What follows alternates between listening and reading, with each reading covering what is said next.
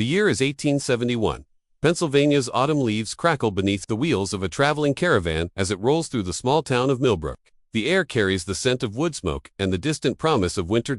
Cornelius Vandermeer adjusts his top hat and surveys the town square with calculating eyes. His cabinet of wonders has drawn crowds from Philadelphia to Pittsburgh, but small towns like this, they hold the most promise. People here are hungry for entertainment, for escape from their ordinary lives. Set up the tent by the old mill, he calls to his crew. We'll draw them in with mystery and marvel.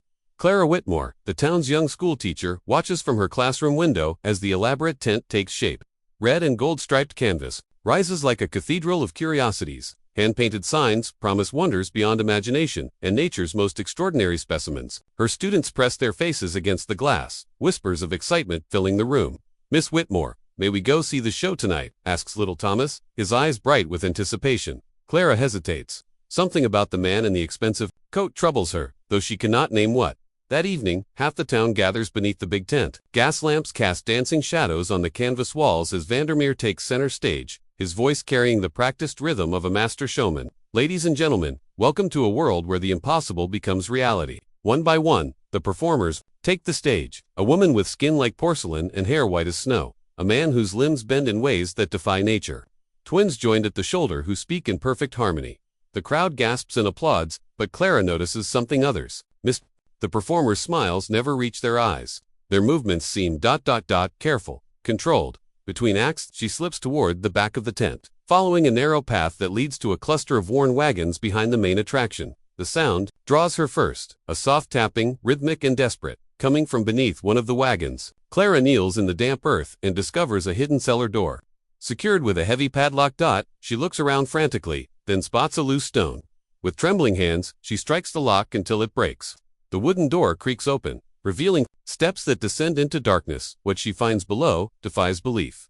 16 souls huddle in the shadows, chained to the cellar walls. Men and women whose physical differences have made them prisoners in their own lives. A young man with shortened limbs, a woman whose spine curves like a question mark. Others whose conditions she has only read about in medical texts. He takes the strongest of us for the shows, whispers Maria, a woman whose arms end at the elbows but whose eyes burn with fierce intelligence.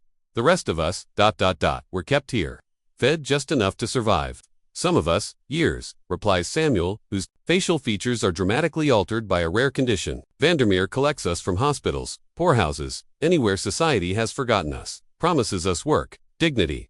Instead, Clara's mind races. The local sheriff is Vandermeer's cousin, bought and paid for with silver coins and promises of regular entertainment. The mayor cares only for the tax revenue the traveling show brings. But Clara has something Vandermeer doesn't expect. The trust of her community and the courage born of righteous anger. Listen to me, she tells the captives. Tomorrow is Sunday. The whole town will be at church. That's when we'll free you. She spends the night gathering supplies. Blankets from her own home. Food from the schoolhouse pantry. Most importantly, a letter to her brother James, who works for the Pennsylvania Railroad in Pittsburgh. Tell him about the missing persons reports. She instructs young Thomas, pressing the letter into his small hands. Tell him to bring help. Sunday. Morning arrives with a gentle rain that turns the earth soft and muddy. As church bells ring across Millbrook, Clara creeps back to the cellar with bolt cutters borrowed from the blacksmith shop.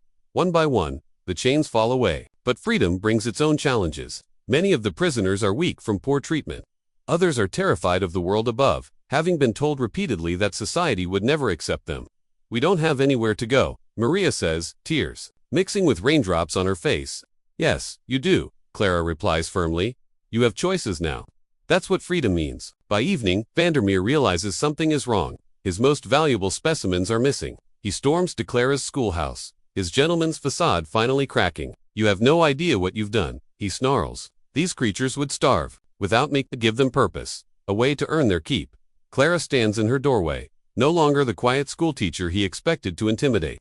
Behind her, the freed performers have gathered, no longer hidden in shame. They are not creatures, she says quietly, they are human beings, and they deserve the same dignity and choices as anyone else. Samuel steps forward, his altered features proud in the lamplight. Mr. Vanderveer, your cabinet of wonders was built on our suffering, but we choose to be wonders in our own lives now. James arrives on the Monday morning train with federal marshals and reporters from 3 newspapers. The story spreads across Pennsylvania like wildfire. Other traveling shows are investigated. Laws are passed. Vanderveer faces trial for kidnapping and human trafficking, his empire of exploitation crumbling as quickly as it was built, but the real victory happens quietly. In the weeks that follow, Maria finds work as a seamstress, her skilled hands creating beauty instead of being displayed as curiosity. Samuel becomes a teacher at a school for children with differences, using his experience to help them see their worth.